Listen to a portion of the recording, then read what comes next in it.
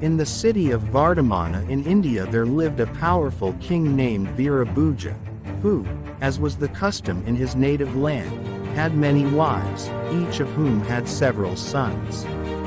Of all his wives this king loved best the one named Gunavara, and of all his sons her youngest born, called Sringabhuja, was his favorite. Gunavara was not only very beautiful but very good. She was so patient that nothing could make her angry, so unselfish that she always thought of others before herself, and so wise that she was able to understand how others were feeling, however different their natures were from her own. Sringabhuja, the son of Gunavara, resembled his mother in her beauty and her unselfishness. He was also very strong and very clever, whilst his brothers were quite unlike him. They wanted to have everything their own way, and they were very jealous indeed of their father's love for him. They were always trying to do him harm, and though they often quarreled amongst themselves, they would band together to try and hurt him. It was very much the same with the king's wives. They hated Gunavara, because their husband loved her more than he did them, and they constantly came to him with stories they had made up of the wicked things she had done. Amongst other things they told the king that Gunavara did not really love him but cared more for someone else than she did for him. The most bitter of all against her was the wife called Ayasoleka, who was cunning enough to know what sort of tale the king was likely to believe.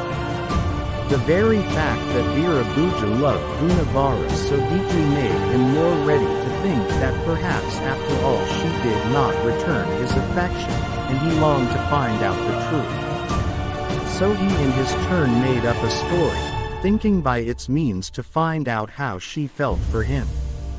He therefore went one day to her private apartments, and having sent all her attendants away, he told her he had some very sad news for her which he had heard from his chief astrologer. Astrologers, you know, are wise men, who are supposed to be able to read the secrets of the stars, and learn from them things which are hidden from ordinary human beings. Gunavara therefore did not doubt that what her husband was about to tell her was true, and she listened eagerly, her heart beating very fast in her fear that some trouble was coming to those she loved.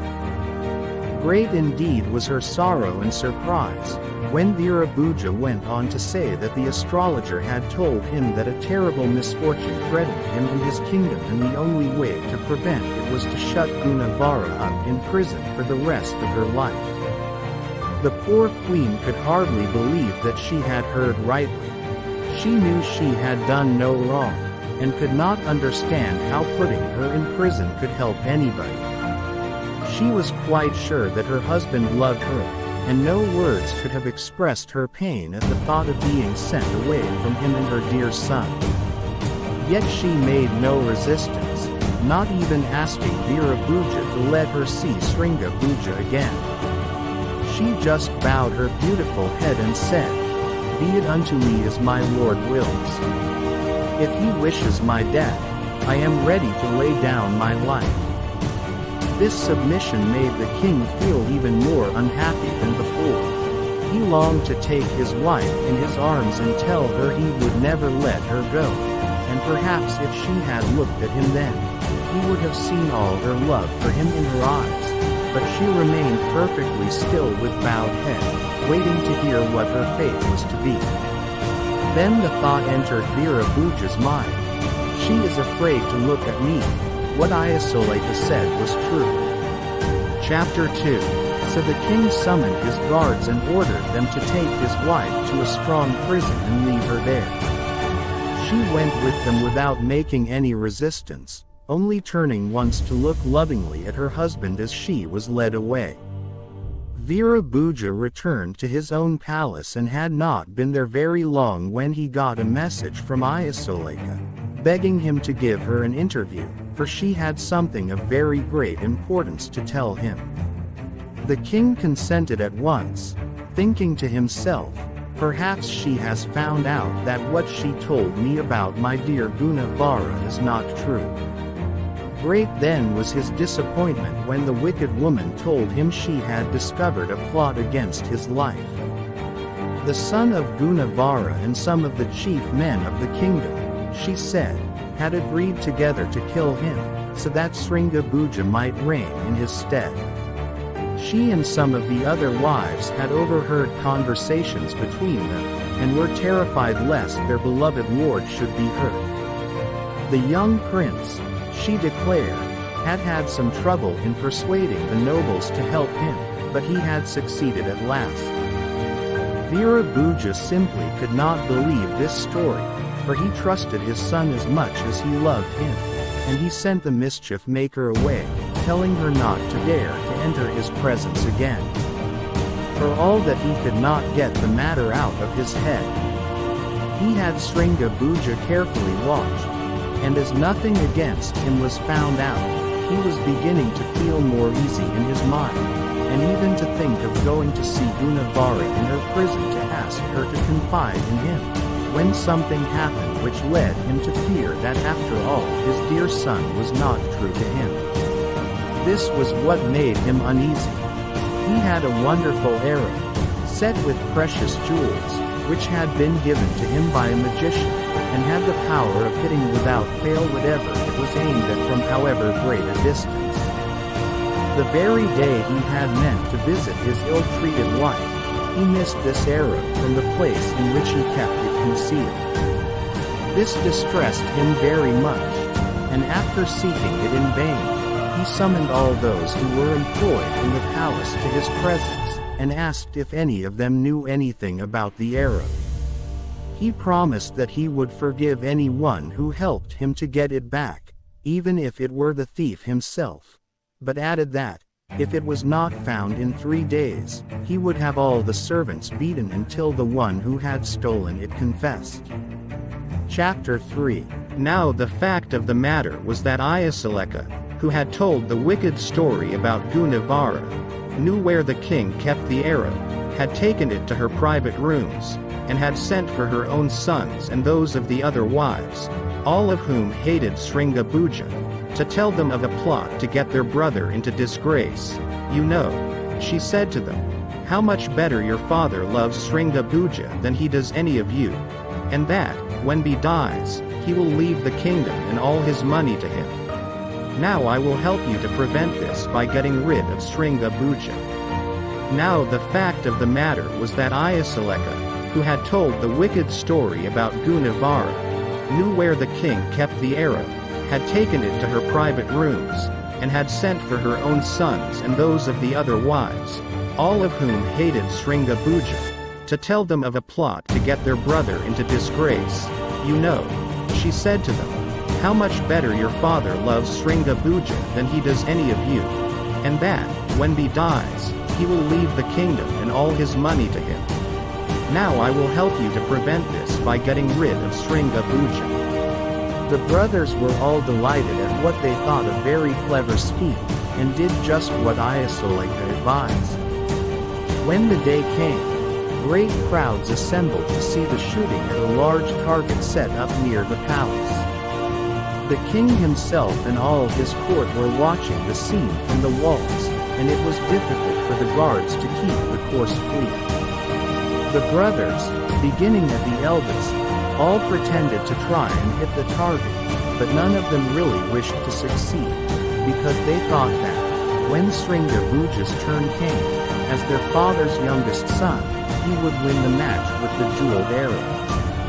Then the king would order him to be brought before him, and he would be condemned to death or imprisonment for life. Now, as very often happens, something no one in the least expected upset the carefully planned plot. Just as Sringabhuja was about to shoot at the target, a big crane flew onto the ground between him and it, so that it was impossible for him to take proper aim. The brothers, seeing the bird and anxious to shoot it for themselves, all began to clamor that they should be allowed to shoot again. Nobody made any objection, and Sringabhuja stood aside, with the jeweled arrow in the bow, waiting to see what they would do, but feeling sure that he would be the one to kill the bird. Brother after brother tried, but the great creature still remained untouched, when a traveling mendicant stepped forward and cried aloud. "That is no bird, but an evil magician who has taken that form to deceive you all. If he is not killed before he takes his own form again, he will bring misery and ruin upon this town and the surrounding country." You know perhaps that mendicants or beggars in India are often holy men whose advice even kings are glad to listen to. So that, when everyone heard what this beggar said, there was great excitement and terror.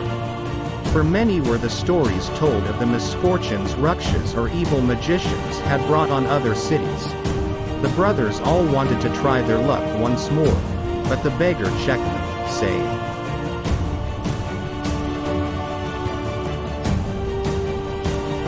Then Sringabhuja came forward, and as the sun flashed upon the jewels in the stolen arrow, revealing to the watching king that it was his own beloved son who had taken it, the young prince let it fly straight for the bird. It wounded but did not kill the crane, which flew off with the arrow sticking in its breast, the blood dripping from it in its flight, which became gradually slower and slower. At the sight of the bird going off with the precious jeweled arrow, the king was filled with rage, and sent orders that Sringabhuja should be fetched to his presence immediately. But before the messengers reached him, he had started in pursuit of the bird, guided by the blood drops on the ground. Chapter 4. As Sringabhuja sped along after the crane, the beggar made some strange signs in the air with the staff he used to help him along, and such clouds of dust arose that no one could see in which direction the young prince had gone. The brothers and Ayasoleka were very much dismayed at the way things had turned out, and greatly feared that the king's anger would vent itself on them, now that Sringabhuja had disappeared. Virabhuja did send for them, and asked them many questions, but they all kept the secret of how Sringabhuja had got the arrow, and promised to do all they could to help to get it back. Again the king thought he would go and see the mother of his dear youngest son, but again something held him back, and poor Gunavara was left alone, no one ever going near her except the jailer who took her daily food. After trying everything possible to find out where Sringabhuja had gone, the king began to show special favor to another of his sons, and as the months passed by, it seemed as if the young prince and the jeweled arrow were both forgotten. Meanwhile Sringabhuja traveled on in the track of the drops of blood, till he came to the outskirts of a fine forest, through which many beaten paths led to a very great city. He sat down to rest at the foot of a wide-spreading tree, and was gazing up at the towers and pinnacles of the town, rising far upwards towards the sky, when he had a feeling that he was no longer alone. He was right, for, coming slowly along one of the paths, was a lovely young girl, singing softly to herself in a beautiful voice. Her eyes were like those of a young doe, and her features were perfect in their form and expression, reminding Sringabhuja of his mother, whom he was beginning to fear he would never see again. When the young girl was quite close to him, he startled her by saying, "Can you tell me what is the name of this city?" "Of course, I can," she replied, "for I live in it. It is called Dhumapura, and it belongs to my father. He is a great magician named Agnisika, who loves not strangers. Now tell me who you are and whence you come." Then Sringabhuja told the maiden all about himself, and why he was wandering so far from home. The girl, whose name was Rupasika, listened very attentively, and when he came to the shooting of the crane, and how he had followed the bleeding bird in the hope of getting back his father's jeweled arrow, she began to tremble. "Alas, alas," she said. "The bird you shot was my father, who can take any form he chooses. He returned home but yesterday, and I drew the arrow from his wound and dressed the hurt myself. He gave me the jeweled arrow to keep, and I will never part with it. As for you, the sooner you depart the better, for my father never forgives, and he is so powerful that you would have no chance of escape if he knew you were here." Hearing this, Sringabuja became very sad, not because he was afraid of Ahimsika, but because he knew that he already loved the fair maiden who stood beside him, and was resolved to make her his wife. She too felt drawn towards him and did not like to think of his going away. Besides this, she had much to fear from her father, who was as cruel as he was mighty, and had caused the death already of many lovers who had wished to marry her. She had never cared for any of them, and had been content to live without a husband, spending her life in wandering about near her home and winning the love of all who lived near her, even that of the wild creatures of the forest, who would none of them dream of hurting her. Often and often she stood between the wrath of her father and those he wished to injure, for, wicked as he was, he loved her and wanted her to be happy. Chapter 5. Rupa Sika did not take long to decide what was best for her to do.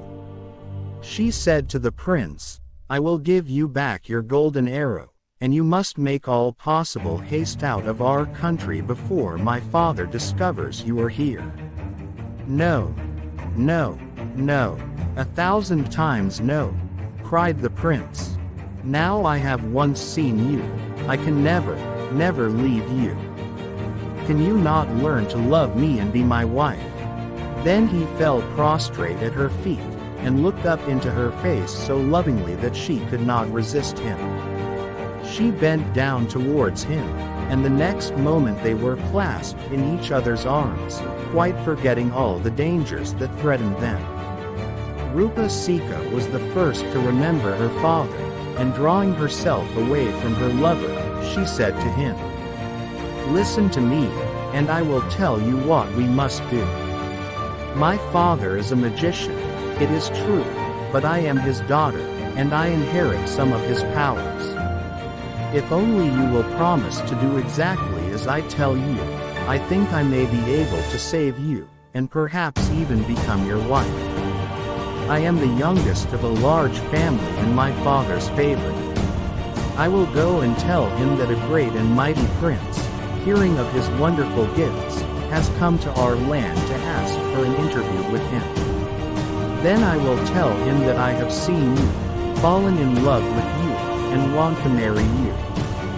He will be flattered to think his fame has spread so far, and will want to see you, even if he refuses to let me be your wife. I will lead you to his presence and leave you with him alone. If you really love me, you will find the way to win his consent, but you must keep out of his sight till I have prepared the way for you. Come with me now, and I will show you a hiding place."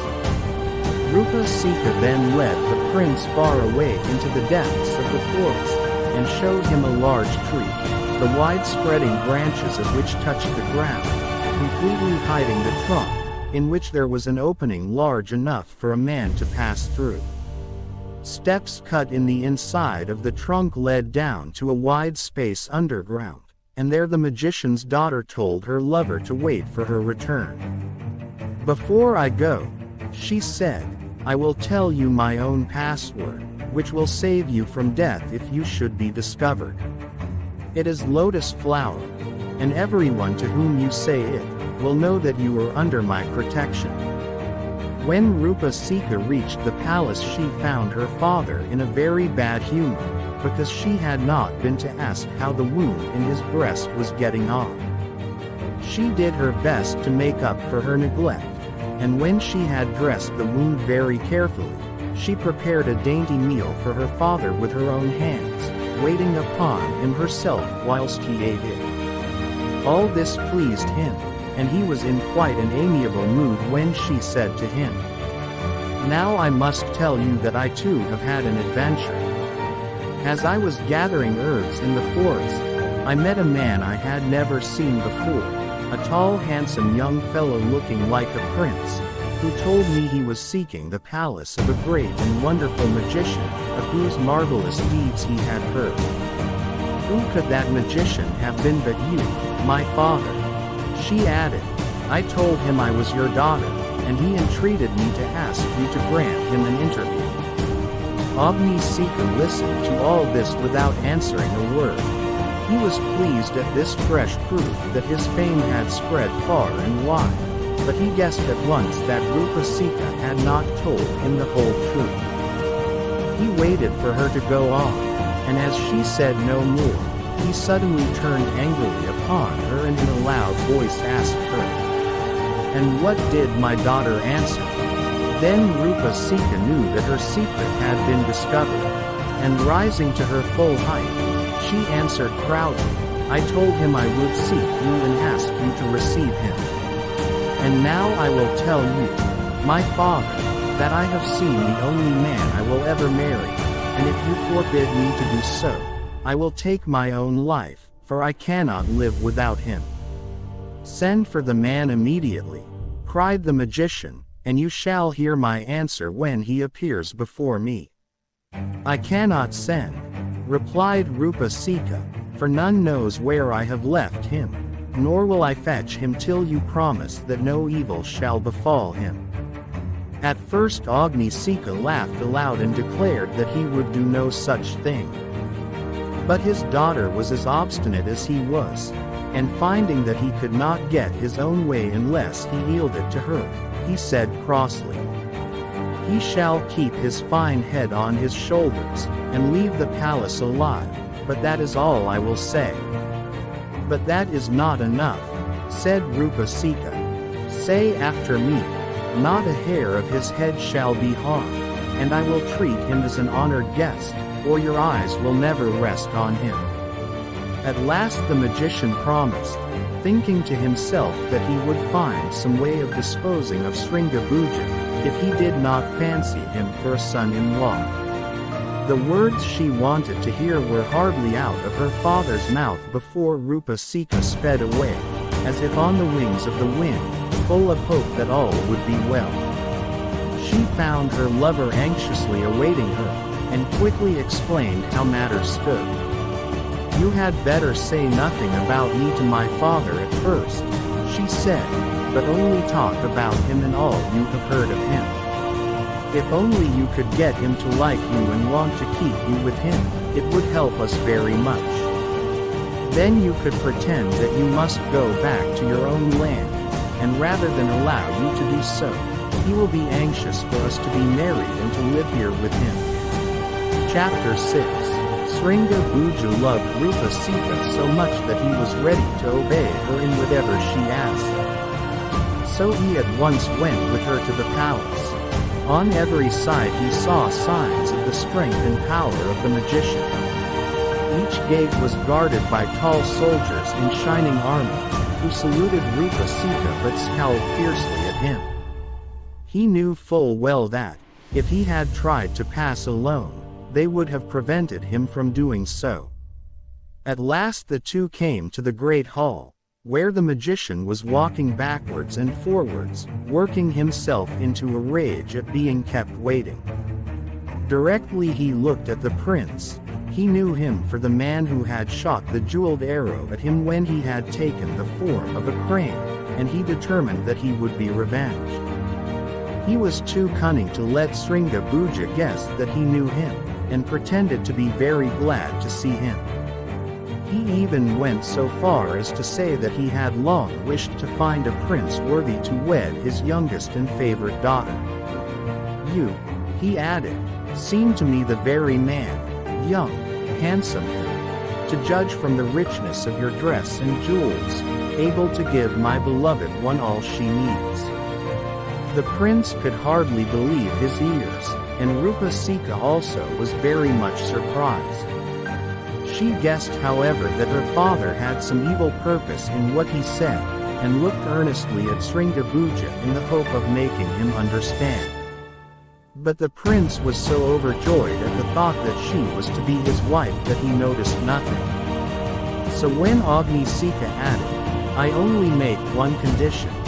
You must promise that you will never disobey my commands, but do whatever I tell you without a moment's hesitation."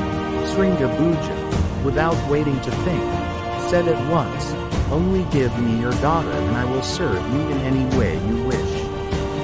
"That's settled then," cried the magician, and he clapped his hands together.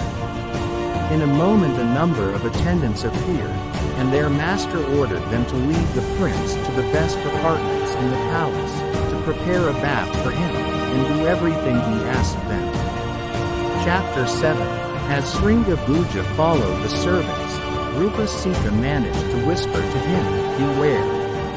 Await a message from me."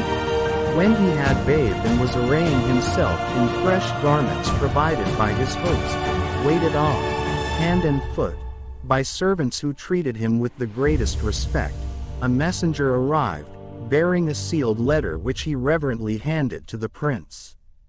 Sringabuja guessed at once from whom it came, and anxious to read it alone, he hastily finished his toilette and dismissed the attendants.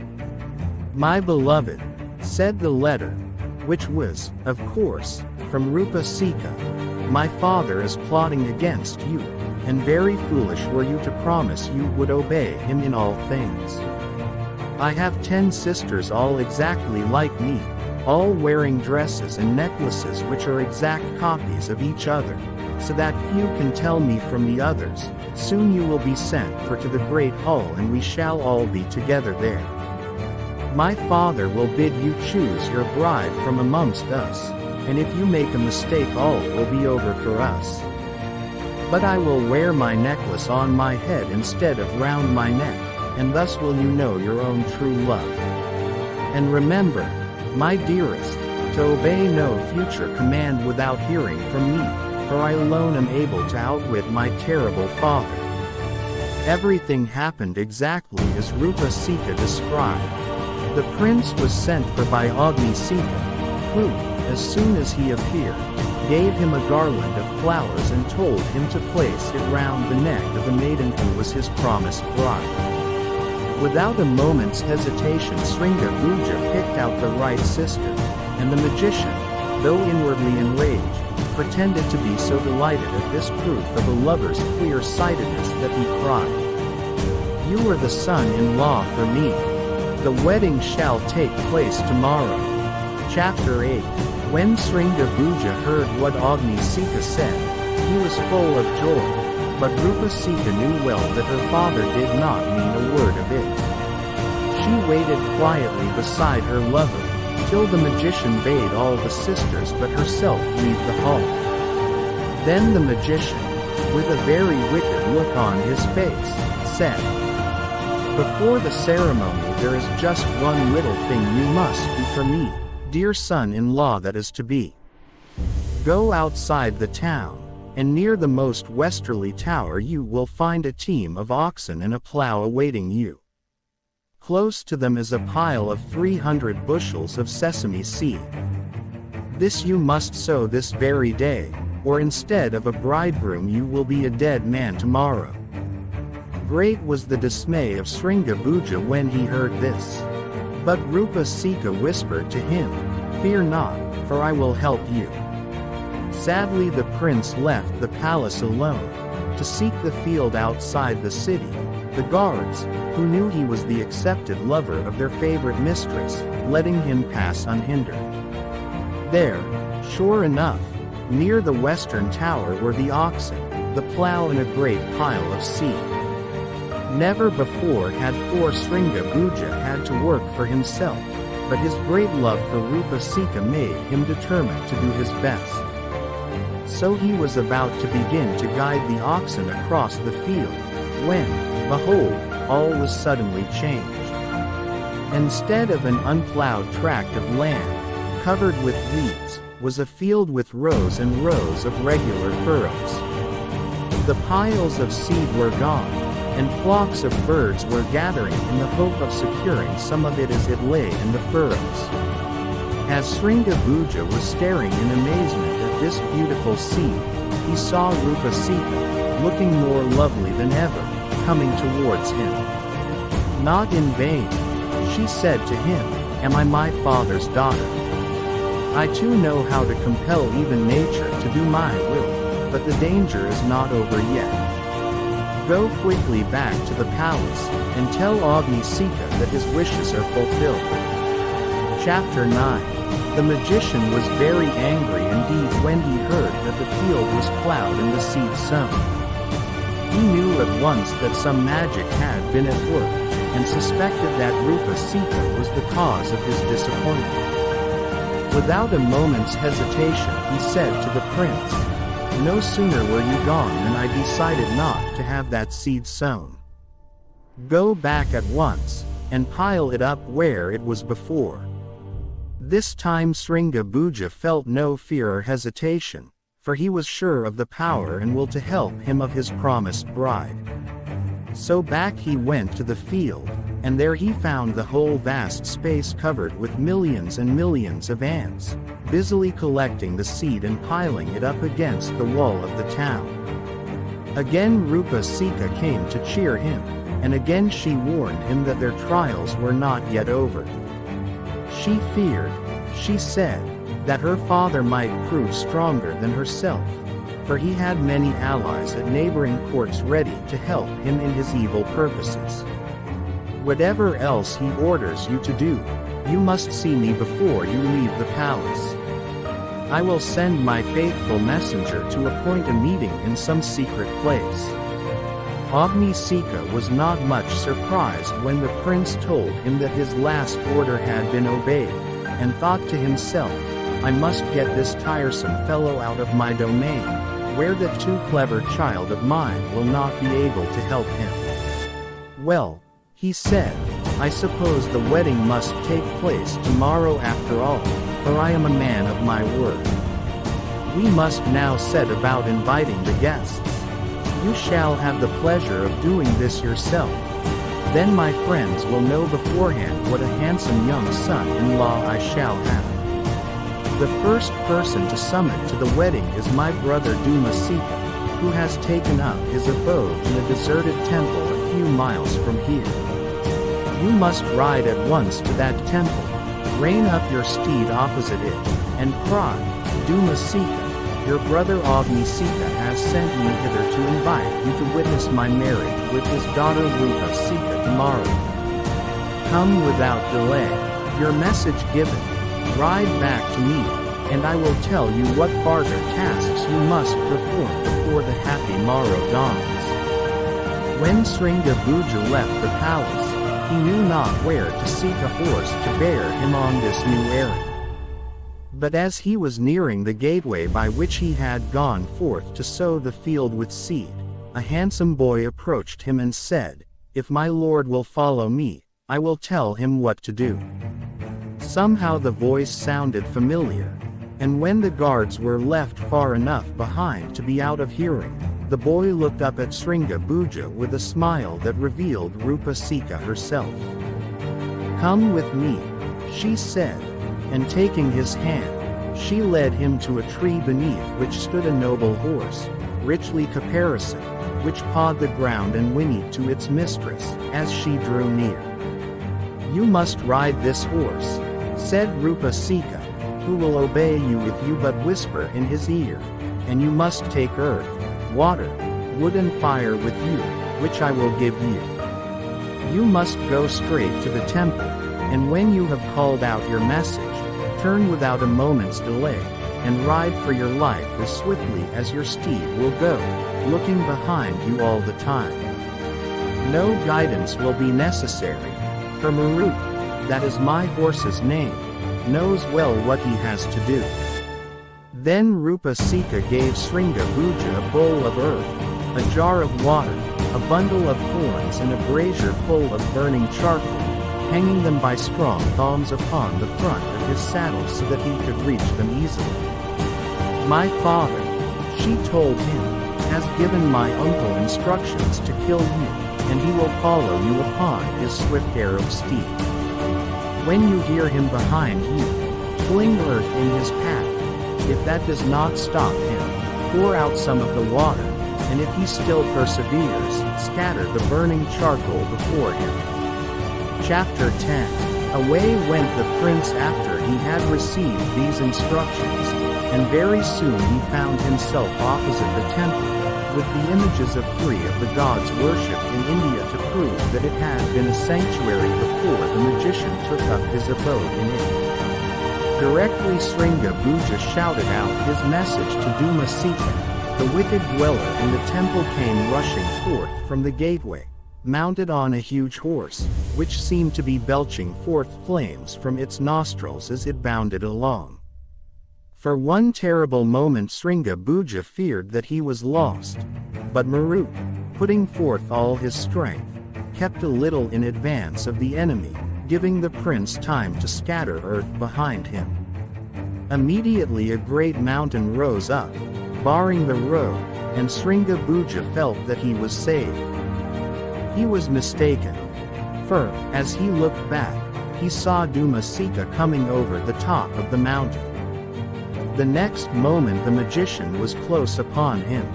So he emptied his bowl of water, and, behold, a huge river with great waves hit pursuer and pursued from each other. Even this did not stop the mighty Arab horse, which swam rapidly across, the rider loudly shouting out orders to the prince to stop. When the prince heard the hoofs striking on the dry ground behind him again, he threw out the thorns, and a dense wood sprouted up as if by magic, which for a few moments gave fresh hope of safety to Sringabhuja, for it seemed as if even the powerful magician would be unable to get through it. He did succeed, however, but his clothes were nearly torn off his back, and his horse was bleeding from many wounds made by the cruel thorns.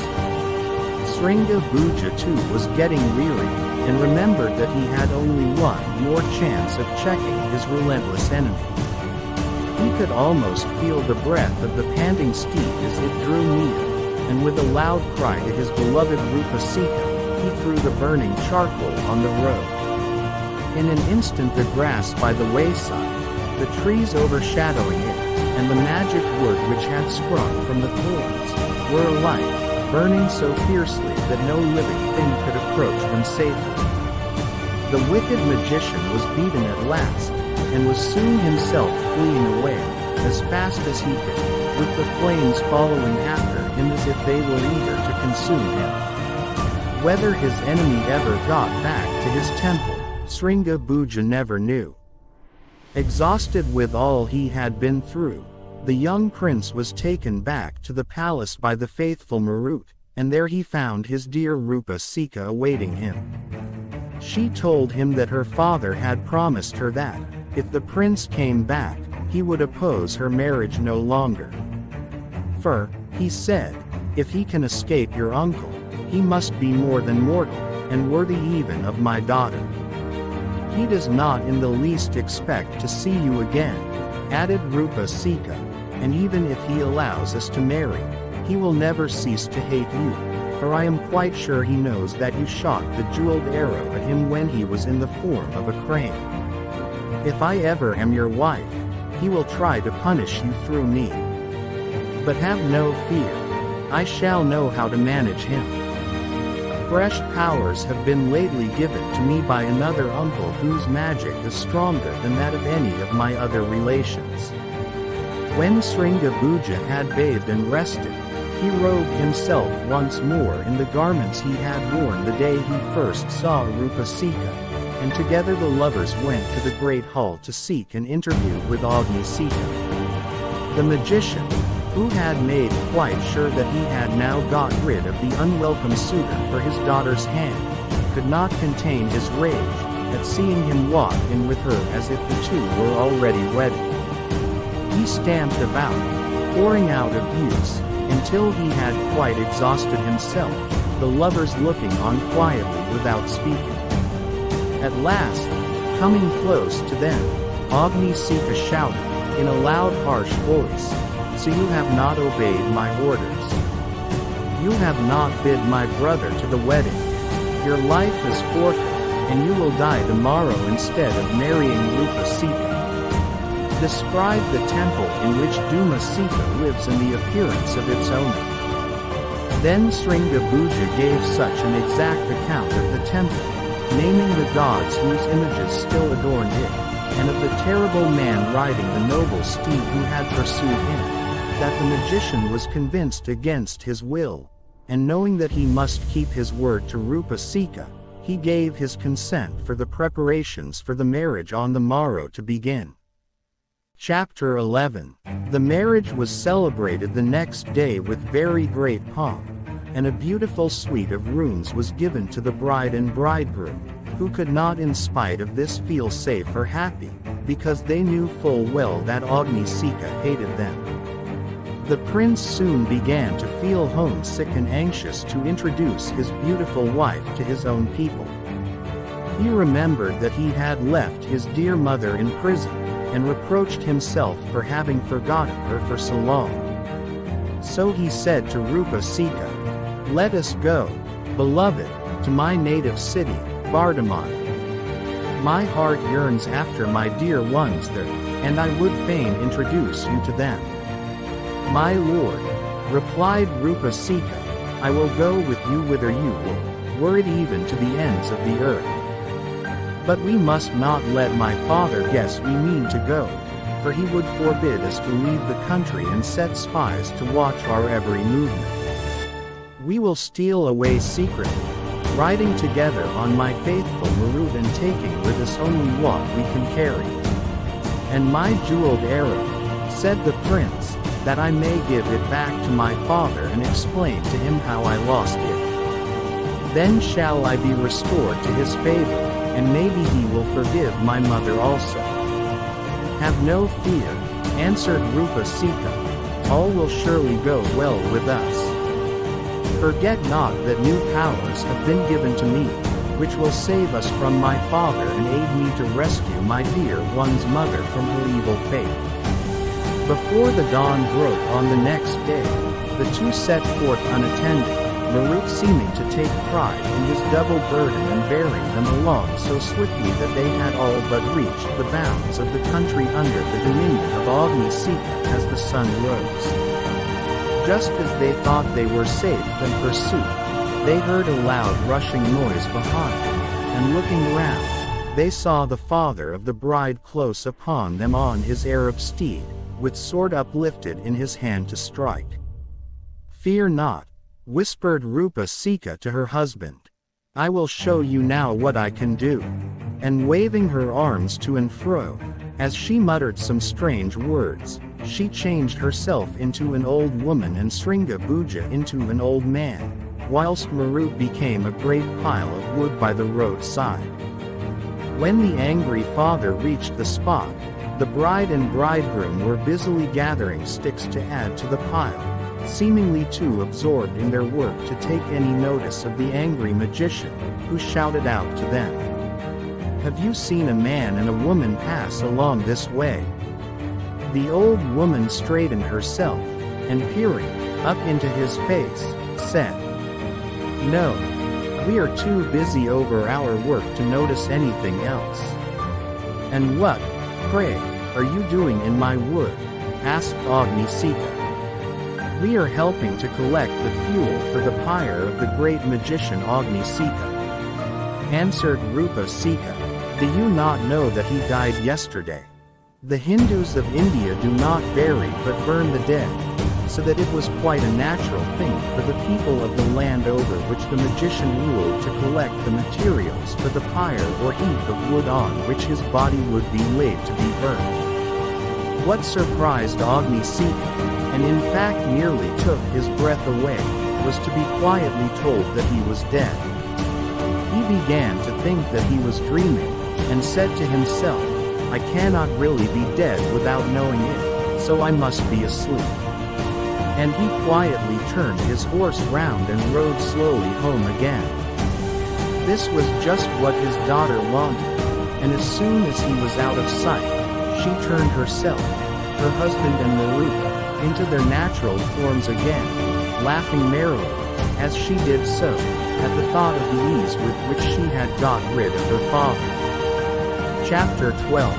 Once more the bride and bridegroom set forth on their way, and once more they soon heard Agnisika coming after them. For when he got back to his palace, and the servants hastened out to take his horse, he guessed that a trick had been played on him. He did not even dismount, but just turned his horse's head round and galloped back again.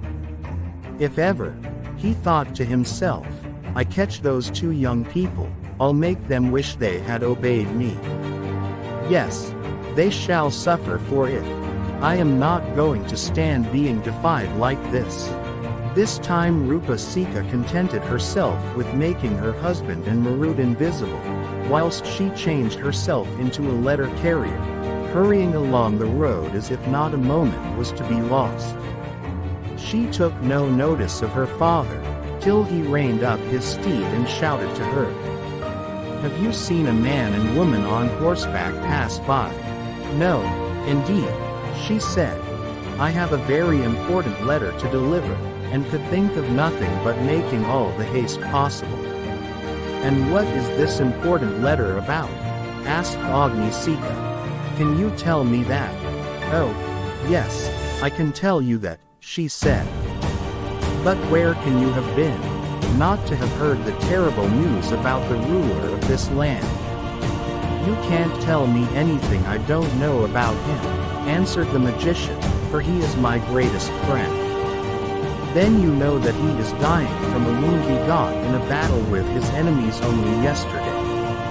I am to take this letter to his brother Dumasika, bidding him come to see him before the end. Again Agnisika wondered if he were dreaming, or if he were under some strange spell and did not really know who he was. Being able, as he was, to cast spells on other people, he was ready to fancy the same thing had befallen him. He said nothing when he heard that he was wounded, and was about to turn back again when Rupa Sika said to him, As you are on horseback and can get to Dumasika's temple quicker than I can, will you carry the message of his brother's approaching death to him for me, and bid him make all possible haste if he would see him alive? This was altogether too much for the magician, who became sure that there was something very wrong about him. He knew he was not wounded or dying, but he thought he must be ill of fever, fancying he heard what he did not. He stared fixedly at his daughter, and she stared up at him, half afraid he might find out who she was, but he never guessed. Do your own errands, he said at last, and slashing his poor innocent horse with his whip, he wheeled round and dashed home again as fast as he could. Again his servants ran out to receive him, and he gloomily dismounted, telling them to send his chief counselor to him in his private apartments. Shut up with him, he poured out all his troubles, and the counselor advised him to see his physician without any delay, for he felt sure that these strange fancies were caused by illness. The doctor, when he came, was very much puzzled, but he looked as wise as he could, ordered perfect rest and all manner of disagreeable medicines. He was very much surprised at the change he noticed in his patient, who, instead of angrily declaring that there was nothing the matter with him, was evidently in a great fright about his health. He shut himself up for many days, and it was a long time before he got over the shock he had received, and then it was too late for him to be revenged for the lovers. Chapter 13. Having really got rid of Agnisika, Rupa Sika and her husband were very soon out of his reach and in the country belonging to Sringabuja's father, who had bitterly mourned the loss of his favorite son. When the news was brought to him that two strangers, a handsome young man and a beautiful woman, who appeared to be husband and wife, had entered his capital, he hastened forth to meet them, hoping that perhaps they could give him news of Sringabuja. What was his joy when he recognized his dear son, holding the jeweled arrow, which had led him into such trouble, in his right hand, as he guided Merit with his left. The king flung himself from his horse, and Sringabuja, giving the reins to Rupa Sika, also dismounted. The next moment he was in his father's arms, everything forgotten and forgiven in the happy reunion. Great was the rejoicing over Sringa return, and hearty was the welcome given to his beautiful bride, who quickly won all hearts but those of the wicked wives and sons who had tried to harm her husband and his mother. They feared the anger of the king, when he found out how they had deceived him, and they were right to fear. Sringa's very first act was to plead for his mother to be set free. He would not tell any of his adventures, he said, till she could hear them too, and the king, full of remorse for the way he had treated her, went with him to the prison in which she had been shut up all this time. What was poor Gunavara's joy, when the two entered the place in which she had shed so many tears. She could not at first believe her eyes or ears, but soon she realized that her sufferings were indeed over. She could not be quite happy till her beloved husband said he knew she had never loved anyone but him. She had been accused falsely, she said, and she wanted the woman who had told a lie about her to be made to own the truth. This was done in the presence of the whole court, and when judgment had been passed upon Ayasoleka, the brothers of Sringa were also brought before their father, who charged them with having deceived him. They too were condemned, and all the culprits would have been taken to prison and shut up for the rest of their lives, if those they had injured had not pleaded for their forgiveness. Gunavara and her son prostrated themselves at the foot of the throne, and would not rise till they had won pardon for their enemies. Ayasoleka and the brothers were allowed to go free, but Sringa, though he was the youngest of all the princes, was proclaimed heir to the crown after his father's death.